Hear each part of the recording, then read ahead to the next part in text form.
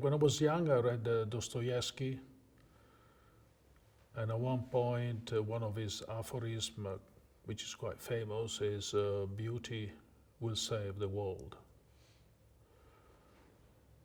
Of course, Dostoevsky did not mention physical beauty full stop.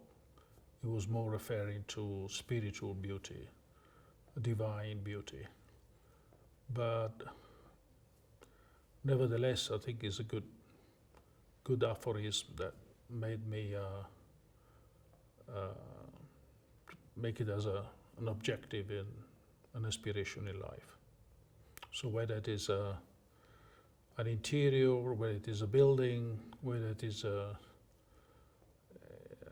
an object, I don't think it matters. What matters is that you want to make something beautiful, and whatever it comes, it could be a bakery, could be an airport, it could be a house.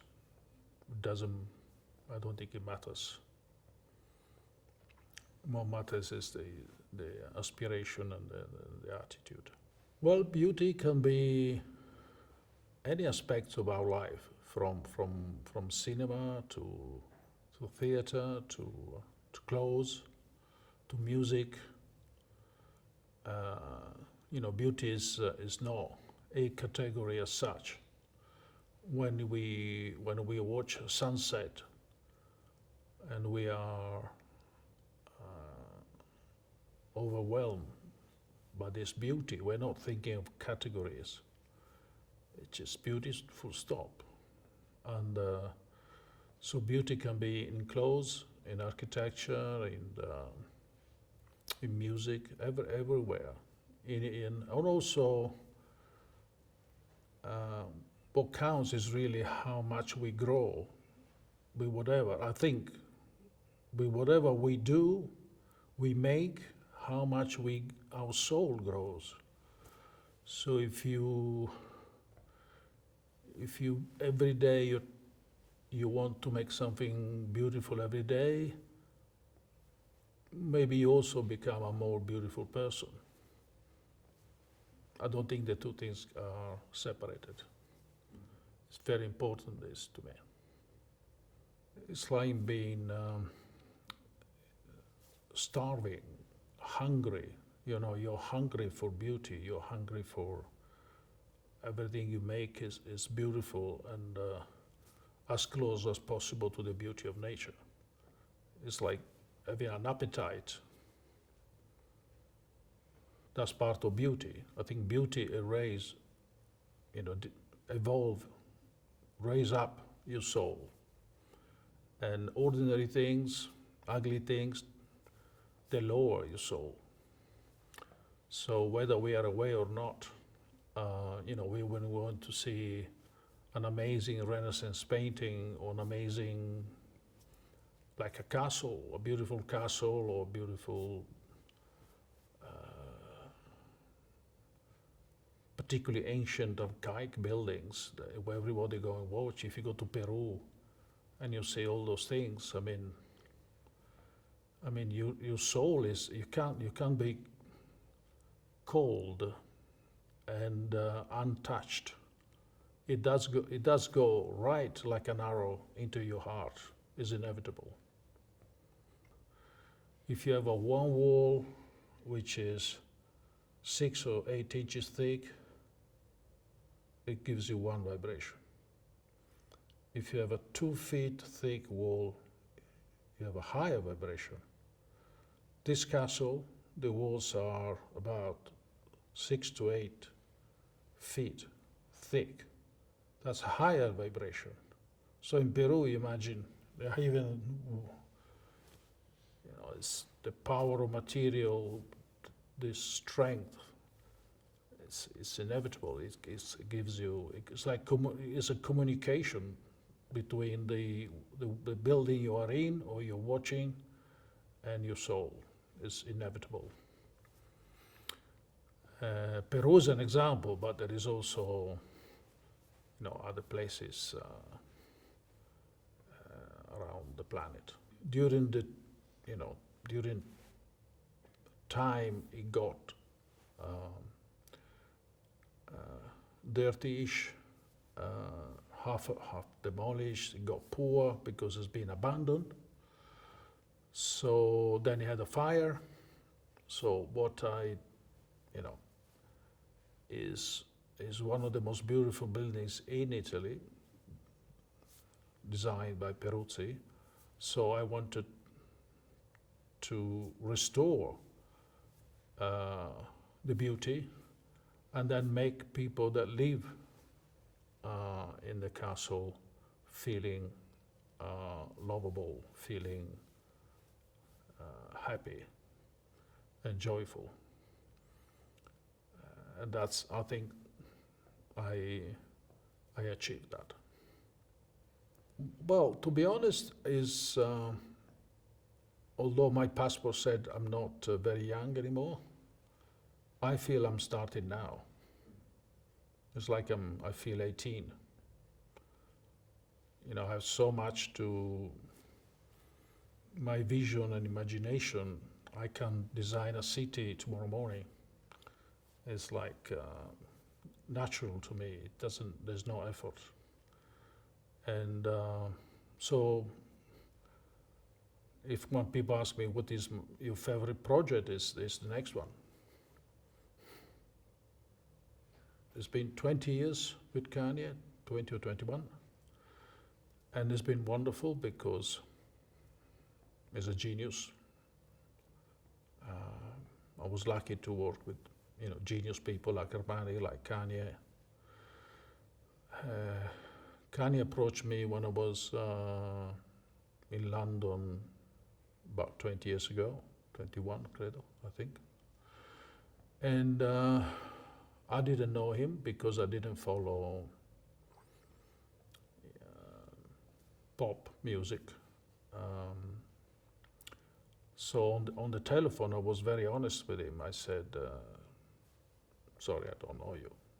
Because he said, you know who I am? I don't know who you are, sorry. And so he invited me to come to New York because he wanted, I basically saw a book of mine. He fell in love with it and called me up. And luckily, this book went also to New York, luckily for me and for him. And so he invited me to New York to design his apartment. He left him in the space with some paper and pencils, and there was no iPad at that time. And so then he and his project manager, Susan, they went out. She said, we need to go out and we'll come back later. And when he came back later, the design was done. I didn't discuss fees, contract, anything. So he told me I was the fastest. First of all, he liked the design. And then he said I was the fastest architect in the world. So the working relationship started to grow since then, finished the apartment, then it invited me to Los Angeles, and I've been collaborating with him and his vision. And sometimes he says, I'm his tutor, in terms of architecture, of course, not of music. I remember once he came suddenly, where are you? Hey, I'm coming.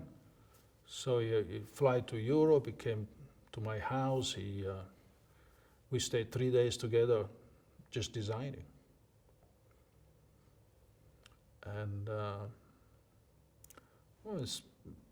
he's a genius, so it's a reciprocal, I give you, you give me, we exchange ideas. And what really makes it also, this is my decision, and I guess also his decision, what makes it work is that we only talk about space and architecture. We don't talk about music, we don't talk about politics or food. We only totally focused on space, light, nature, architecture, inventiveness, creativity. That's what we've what we focus on. And that kept the working relationship for a long time. I never ask him, what do you think of this politician or the other one?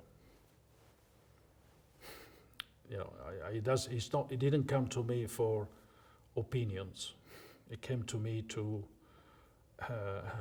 being his collaborator in architectural projects. And we've done many projects together which are confidential, very ambitious projects.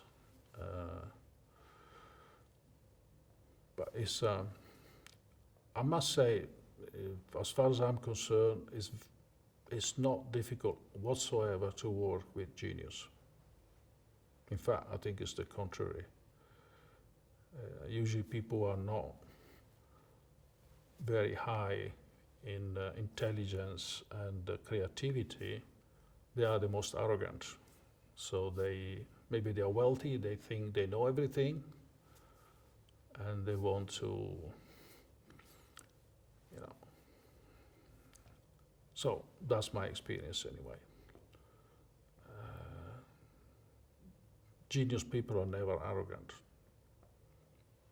because they are also, like I am, hungry for learning every day, improving every day, a step forwards every day, loving every minute of life, and always moving forwards with ideas, and basically never looking back. Well, I'll tell you one thing about Kanye which was really interesting.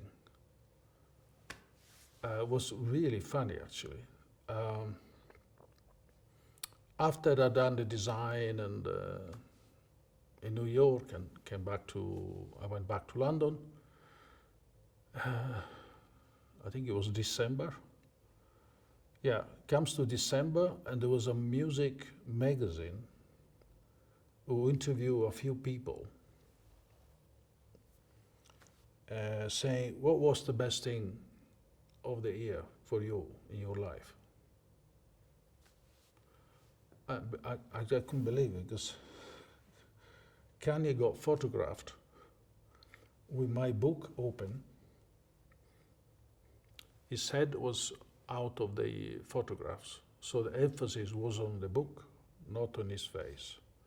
And then he had his, how you call it, Rocca medallion, huge, which was on my book. It was an incredible picture. I'm sure I have it somewhere in the archive. It was powerful, very powerful. So his favorite things of that particular year, I think it was 2004 or 2005, was that this book of mine with this, I was powerful image, really amazing.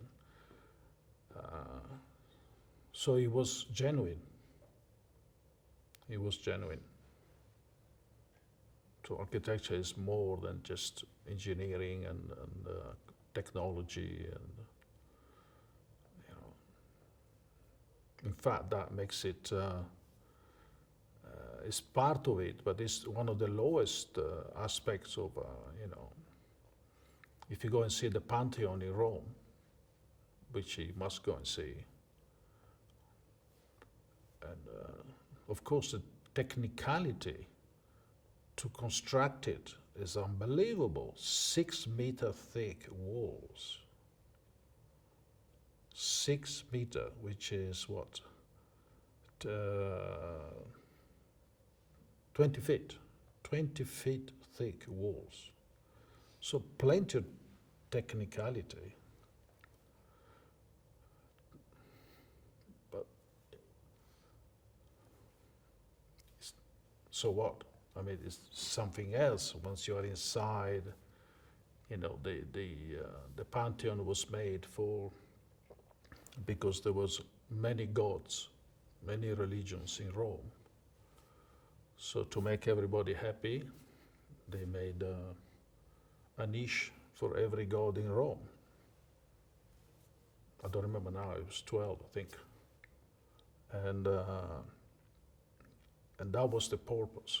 It wasn't to make something technological. Once you have the purpose, the target, which is to make a spiritual space where everybody has his own God to pray, and they don't feel in competitions, because the way it's been designed, the gods were not in competition between them. There was a oneness space and oneness sky, sunlight coming down, which made all the gods at the same level. So there was no fights inside. The technicality to achieve that was amazing. 20 feet thick wall all around. But that came afterwards. It's not the essence of architecture. You know, and today, unfortunately, the technology becomes, you know, more important. You know, big glass. You know, nobody questions about if the sunlight comes through the glass. You know, you have I think in English it's called photons. Photoni. They don't come through the glass. But you know, very few people know this. So there's more, much more than technicality and technology, architectures. Otherwise, it's just engineering, and you can make beautiful engineering as well. But so as far as I'm concerned, architecture is about, you know, our soul, and not about technicality. You know, life is continuous flow moment, and so you need space for this movement. And it's not the creator is the most genius of all, and he thought out everything. So the architect, I mean, as far as I'm concerned, the architect should reveal space and not being too much concerned about technology for the sake of it. Technicalities and technology is a means to an end. Well, I think cities' lack of green. We have to put more green in cities. I know the developers don't like this, but that's what it should be. You know, I mean, I'm not saying it's an ideal, but in the Victorian time, you know, when they planned London, they made a lot of parks, a lot of trees. It's not such a bad thing, is it? You know, you're going to go to Hyde Park, and while you're in the center of Hyde Park, you almost forget you are in a city. And, you know, modern, contemporary city should take example from that. More nature. Everything that is natural is, yes. I mean, when people go and visit the Gothic cathedral, imagine the Gothic cathedral were made of plastic or reinforced concrete.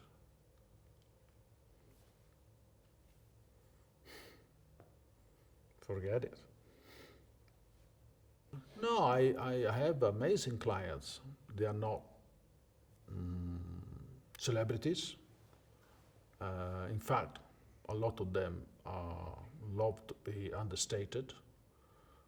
I mean, of this castle, Cristina and Enrico are very much understated, and they like to be understated, and doesn't mean they are not as intelligent as Armani or Kanye West. They just decided to be, you know, low key. You know, they don't drive a Porsche. They may have the money to have a Porsche, but they don't drive a Porsche. As an example, you know.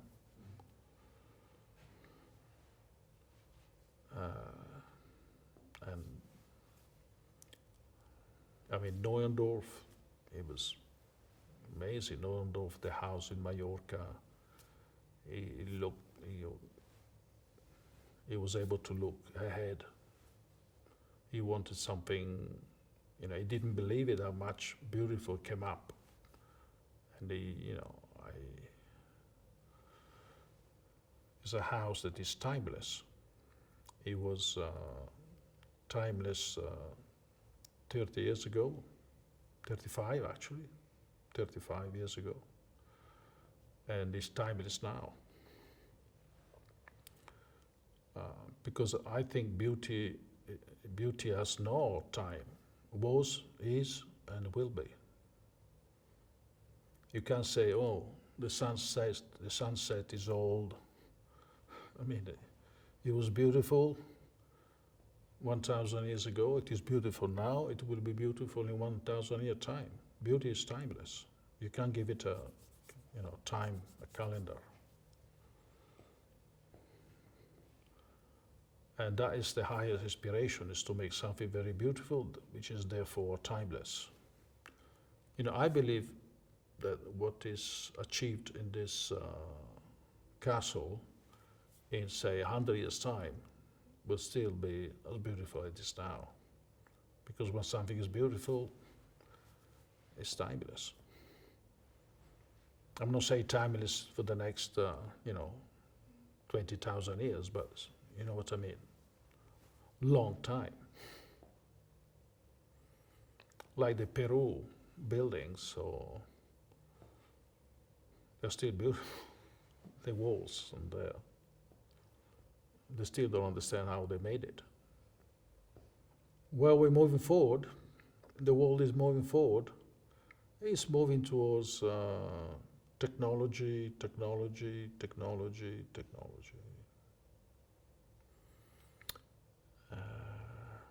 So eventually we'll become numbers and machines in,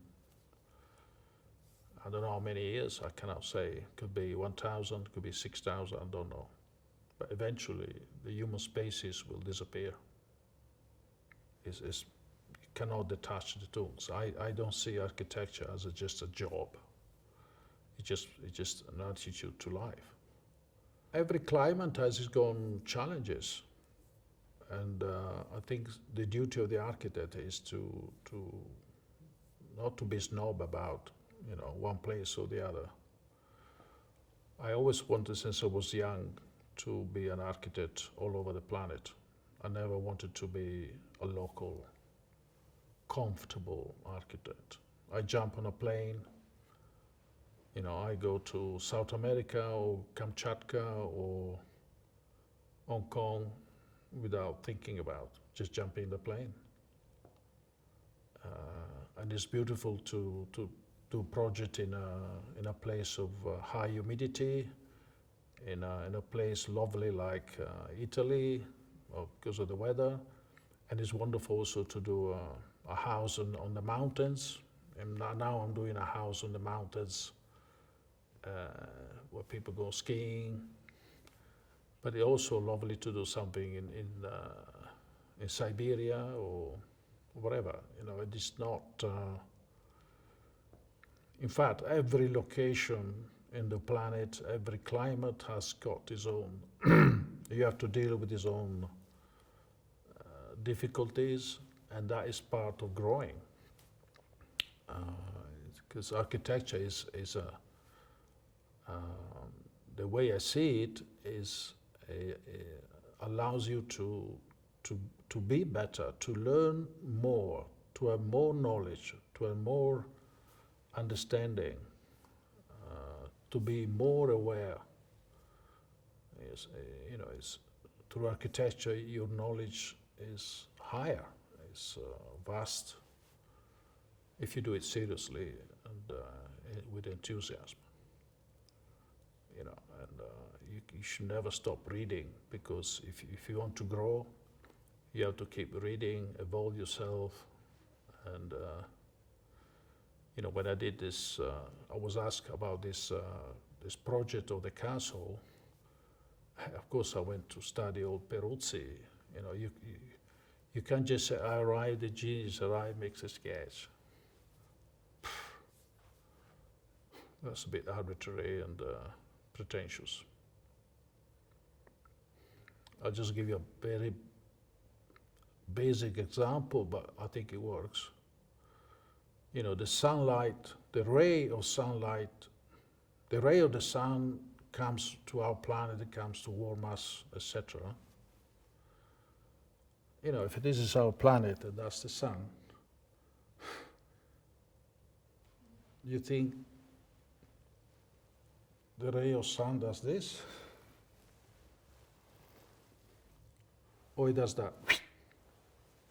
Minimal. The maximum energy with the less effort.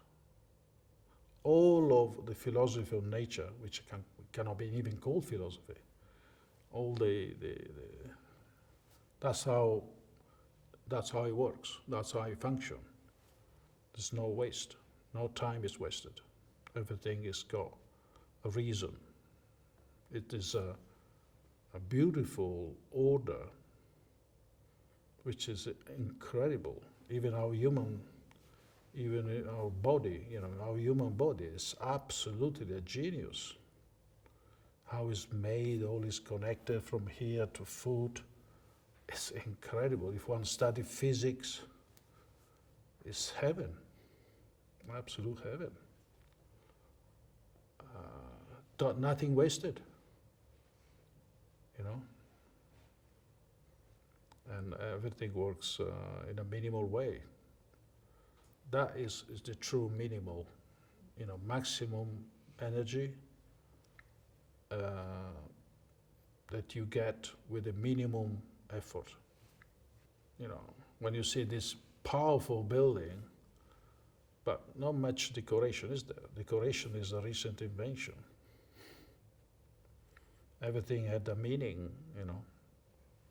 Yes, I think there's a certain simplicity. There's a certain simplicity and strength. We should not confuse simplicity with simplicism, or we should not confuse simplicity with banal and easy.